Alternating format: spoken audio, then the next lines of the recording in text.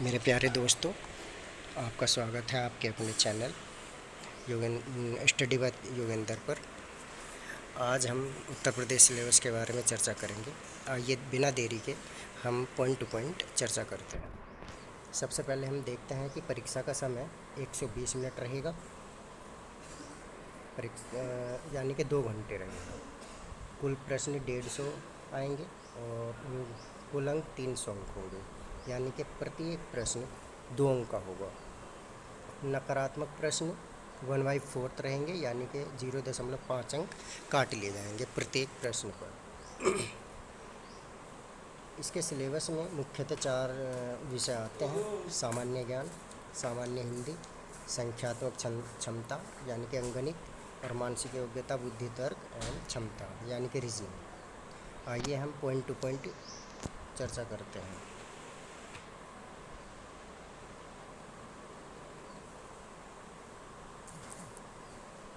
सबसे पहले हम देखते हैं सामान्य ज्ञान के 38 प्रश्न आते हैं 76 अंक के। इसमें कौन कौन से टॉपिक आते हैं? उत्तर प्रदेश स्पेशल आता है, भारतीय इतिहास आता है, भारत का संविधान आता है, भारतीय कृषि आता है, विज्ञान आता है, खेल आता है, भारत के और उसके पड़ोसी देश आते हैं, राष्ट्रीय और अंतर्राष्ट्रीय पुरस्कार आता है, भारतीय संस्कृति आती है यानी कि आपके नृत्य वगैरह आते हैं, अर्थशास्त्र आता है, जनसंख्या और पर्यावरण आता है, प्राकृतिक संसाधन आते हैं, राजस्व, पुलिस और प्रशासन आता है, साइबर क्राइम पूछा जाता है, वस्तु एवं सेवा कर GST पूछा जाता है, मुख्य दिवस, राजधानी और मुद्रा पूछे जाते हैं, पुस्तक और लेखक पूछा जाता है, विमुद्रीकरण पूछा जाता है, आंतरिक सुरक्षा पूछी जाती है, करंट अफेयर्स पूछा जाता है। तो ये मुख्य बिंदु है जो हमें GS में पढ़ने हैं, यानी कि सामान्य ज्ञान में पढ़ने हैं। आइए हम चर्चा करते हैं हिंदी के सिलेबस पर पॉइंट टू पॉइंट। सामान्य हिंदी के 37 प्रश्न आते हैं, 74 अंक का होता है। सामान्य हिंदी वर्णमाला, व्याकरण ये पहला बिंदु है, मुहावरे और लोकोक्तियाँ दूसरा, तद्भव तत्सम पूछा जाता है, पर्यावरण पर्यायवाची पूछा जाता है और विलोम शब्द पूछा जाता है, अनेकार्थी शब्द पूछा जाता है, भिन्नार्थक शब्द पूछा जाता है, अशुद्ध वाक्य पूछा जाता है यानी कि अशुद्ध वाक्य को शुद्ध करना,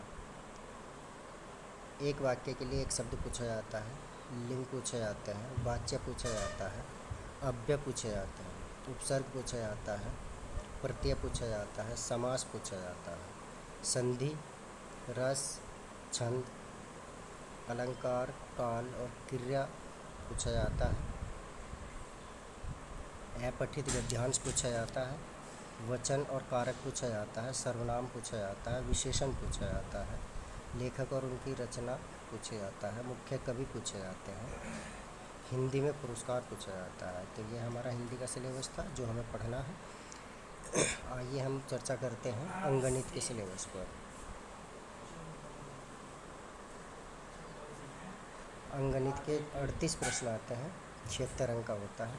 इसमें पहला चैप्टर संख्या प्रणाली होता है, नंबर सिस्टम, औसत होता है, प्रतिशत होता है, दशमलव भिन्न होता है, अनुपात समानुपात होता है, लाभ हानि होता है, छूट होता है, समय और कार्य होता है, समय और काम होता है, टेबल और ग्राफ भी पूछा जाता है, समय और दूरी पूछा जाता है, क्षेत्रमिति पूछा जाता है,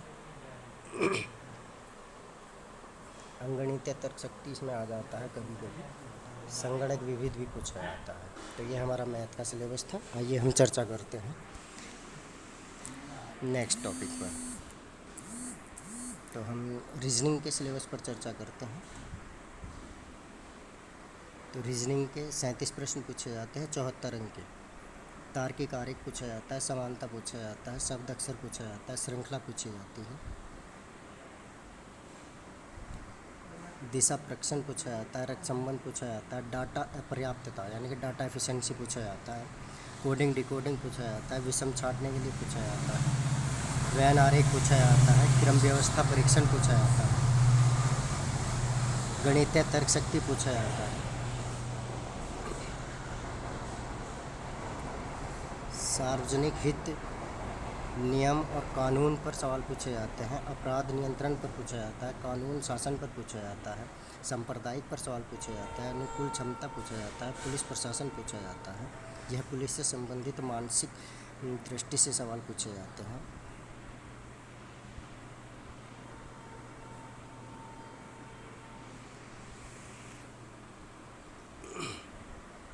आइए हम चर्चा करते हैं आगे।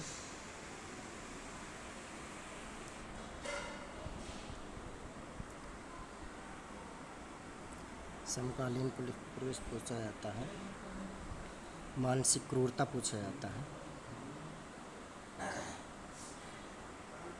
मानसिक क्रूरता पूछा जाता है, विश्लेषण निर्णय पूछा जाता है, कथन एवं निष्कर्ष पूछा जाता है, कथन एवं तर्क पूछा जाता है, पासा पूछा जाता है, न्याय निगमन पूछा जाता है, पूर्वधारणा पूछा जाता है, नॉन वर्बल रीजनिंग पूछा जाता है, जो आकृतियाँ आती हैं। तो ये हमारा उत्तर प्रदेश पुलिस का सिलेबस था। आप सभी से निवेदन है कि आप इसे अपने सामने लगा के रखें और जब भी तैयारी करने बैठें तो ये आपके सामने लगा हुआ होना चाहिए, ताकि आपको याद हो कि आप सही डायरेक्शन में तैयारी कर रहे हैं। धन्यवाद।